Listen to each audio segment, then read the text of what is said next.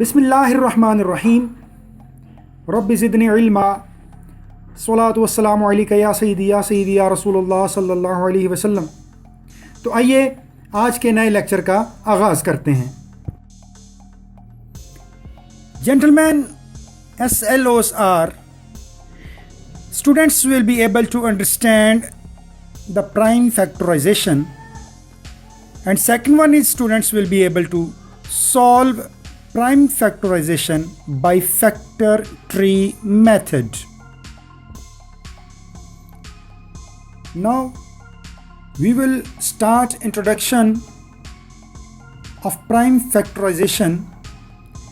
Definition is writing a number as a product of its prime factors is called prime factorization.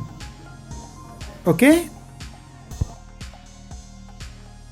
Now इस वक्त जो slide आपके सामने है उसमें एग्जाम्पल दी गई है prime factorisation by factor tree method.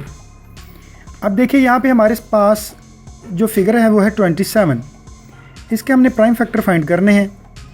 अब जो प्राइम फैक्टर फाइंड करने हो तो सबसे पहले हमने ये चीज़ ज़हन में रखनी होती है कि हमने जब भी डिवाइड करना है तो वो प्राइम नंबर ही होना चाहिए। अब आप देखिए 2, 3, 5, 7, 11 इनमें से कौन सा प्राइम फैक्टर ऐसा है जो 27 को डिवाइड कर सकता है। देखिए हमारे सामने इस वक्त एग्जाम्पल में 3 है, तो 3 को हम 9 के साथ मल्टीप्लाई करेंगे तो वो 27 बन जाएगा। इट मीन्स 27 जो है वो 3 पे डिवाइड हो सकता है। अब इतना सॉल्व करने के बाद हमारे पास जो फैक्टर फाइंड हुए वो अभी 3 हैं, जबकि अभी 9 जो है उसके फैक्टर में और फाइंड करने हैं।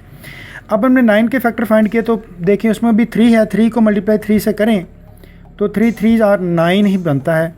तो यहाँ पे आप देखिए जितने भी सर्कल नीचे हैं उनमें 3 3 3 आ चुका। तो ये चूँकि सारे के सारे प्राइम नंबर ही हैं, इसलिए यहाँ पे हमारा क्वेश्चन जो है वो एंड हो जाएगा। और अब हम लिखेंगे prime factors of 27 is equal to जो लास्ट सर्कल्स हैं उनमें देखें 3 मल्टीप्लाई 3 मल्टीप्लाई 3। ठीक है बच्चों, इस तरीके से आप किसी भी नंबर के प्राइम फैक्टर फाइंड कर सकते हैं। डियर स्टूडेंट्स, अभी तक हमने जो कुछ सीखा उसमें हमने प्राइम फैक्टराइजेशन की डिफ़ाइन सीखी, हमने फैक्टर ट्री मेथड सीखा, उसके थ्रू हमने 27 के जो थे वो प्राइम फैक्टर फाइंड किए। अब हमारे पास है होम असाइनमेंट। जो कुछ हमने सीखा हम यहाँ पे अप्लाई करेंगे।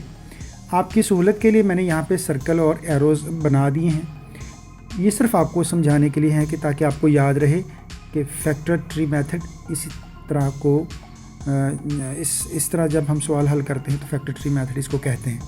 अब हमारे पास जो क्वेश्चन है 56 है और 12 है। आपने इसी तरह से 56 को सर्कल में रख के उसके प्राइम फैक्टर फाइंड करने हैं और इस तरह 12 को रख के उसके भी प्राइम फैक्टर हमने फाइंड करना है। ये आपकी होम असाइनमेंट है। होप आपको इस लेक्चर से कुछ ना कुछ फ़ायदा ज़रूर हुआ होगा, और अगर कोई कमी रह गई हो तो इंशाल्लाह ताला हम कोशिश करेंगे उसको आइंदा मज़ीद मेहनत से उस कमी को दूर करें। आइंदा लेक्चर तक के लिए इजाज़त। पाकिस्तान जिंदाबाद।